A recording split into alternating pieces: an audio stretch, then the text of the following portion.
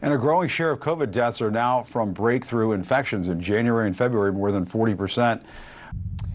Vaccine misinformation got people killed. That's one takeaway from a new study that found better vaccination rates could have prevented half of COVID deaths in the U.S. since the vaccines became available. It concluded that 319,000 lives could have been saved between January 2021 and April 2022 if peak vaccination rates were sustained across the country. That frustrating news comes as the nation collectively seems to be ripping off the masks and ushering in a so-called new normal, even though, as former Trump COVID response coordinator Dr. Deborah Birx told me yesterday, the toll of this virus is still very high.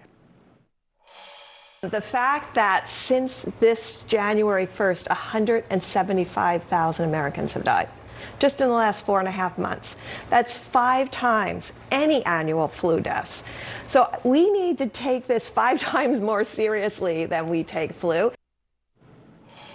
Makes a good point. I'm joined now by President Biden's chief medical advisor and director of the National Institute of Allergy and Infectious Diseases, Dr. Anthony Fauci. Dr. Fauci, it's always great to have you on. We appreciate it. Thanks for doing this on a Sunday afternoon. You know, we have the vaccines, we have the treatments. The deaths keep piling up. You know, the number of infections are going up. I mean, it's very alarming, and I know we're supposed to be moving on with our lives and everything, but experts keep warning of surges. Dr. Birx says we could see one in a matter of weeks. We may be in the midst of one now, I suppose. Why does it seem like there's no way out? What are we doing wrong? Well, it's not a question of doing anything wrong. It's what we can do more of. And if you look at the data, Jim, it's so clear that when you look at hospitalizations and deaths, clearly people who are vaccinated, you're going to have some of them who will get hospitalized and who will die. But the overwhelming proportion of people who get into serious trouble with hospitalizations and deaths are those who are unvaccinated. So we still have got to get more people vaccinated in the first place. We have about 66, 67% of the total population in the United States is vaccinated. But only about half of those have actually gotten a boost, who are eligible for a boost. Anyone 12 years of age or older is eligible for a booster shot. And the data clearly speak for themselves. There's no doubt what you said is true, that we're starting to see surges of cases. So protection against initial infection, we know wanes, and we know with this highly transmissible variant of Omicron, it's a sublineage of Omicron, it's clearly surging now in multiple states. We've got to make sure that we don't make a decision, which would be a wrong decision, that we're completely finished with COVID-19. We are not. We still have a lot to do with regard to vaccinations, with regard to boosters, with regard to making it very clear that we have antivirals that are available for people, particularly those who are at high risk for a serious outcome that might lead to hospitalization. So we still have a big, big challenge in front of us. We shouldn't feel at all, and it would be incorrect, that this is completely over. And a growing share of COVID deaths are now from breakthrough infections. In January and February, more than 40%. And of those people, less than 1/3 were boosted. Help us, you know, interpret these numbers, because on the surface it seems counter to what we were just saying about vaccine rates. Help us out there. Well, Jim, you are going to see people who've been vaccinated and even people who were boosted who are going to get into trouble because there's a great degree of variability. There are people who don't get a robust response.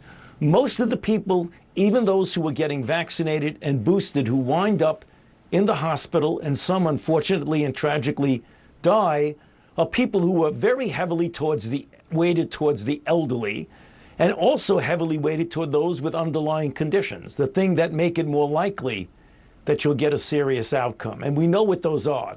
It's hypertension, diabetes, obesity, chronic lung disease, all of the things that we know.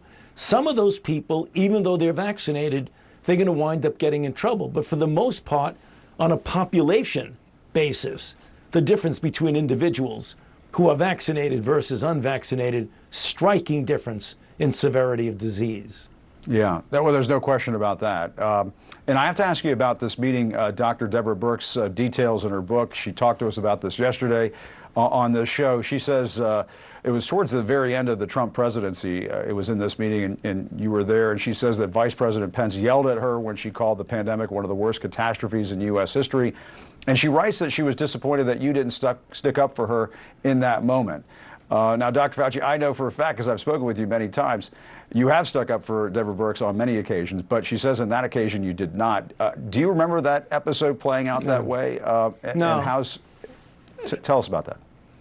No, I don't, Jim. I don't recall that episode at all. And as you well know, behind the scenes, in front of the camera, I always have been very supportive of Dr. Birx. And that's clear. You know that. I've been that way with you. So I'm not sure what she was referring to there.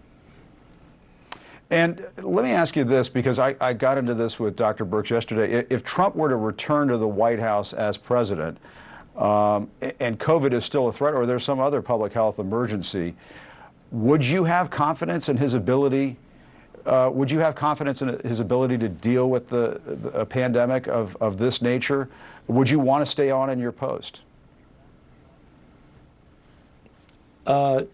Well, no, to the second question. The first question I think is, I knew the answer to it, but I had to ask you. If you look at the history of what the response was during the administration, I think, at best you could say it wasn't optimal. And I think just history will speak for itself about that. I don't need to make any further comment on that, Jim. It's not productive. You would not serve with Trump again, though. Fair to say. Right. Right. For sure. Yeah. Okay. And Dr. Fauci, with what we saw in Buffalo yesterday, I have to ask you about this epidemic of gun violence in this country. We seem to be drowning in guns in the United States and drowning in hate on top of that. CDC data shows gun deaths are the highest they've been in America since 1994. This is beyond a crime problem. It is a public health emergency. How do you see it? Do you see it that way? I know that it's a little bit out of your purview, but we do have an epidemic of gun violence in this country, and it has and of mass shootings in this country, it seems. Jim, you're right. It's out of my lane, and I don't want to talk about things that are out of my lane. I certainly am very concerned about gun violence. I mean, obviously, we're having a very difficult time in this country, but I don't want to be getting out of my lane, making a comment that becomes a soundbite, and then I get criticized for being out of my lane. Let's leave the experts to talk about that, not me. All right.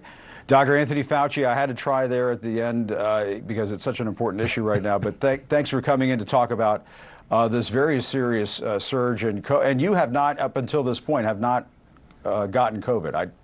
Correct? You've been able to make it through all the way to this point. I have not. Yeah. Yeah, I'm lucky, right. Jim. I have not. All right. Good for you. All right, Dr. Fauci, thank you so much for your time. Again, we appreciate it. Thanks for coming on. Thank you for having me, Jim. Always good to be with you. All right, good to be with you. And a growing share of COVID deaths are now from breakthrough infections. In January and February, more than 40%. In January and February, more than 40%. In January and February, more than 40%. More than 40%. More than 40%. More than 40%. More than 40%.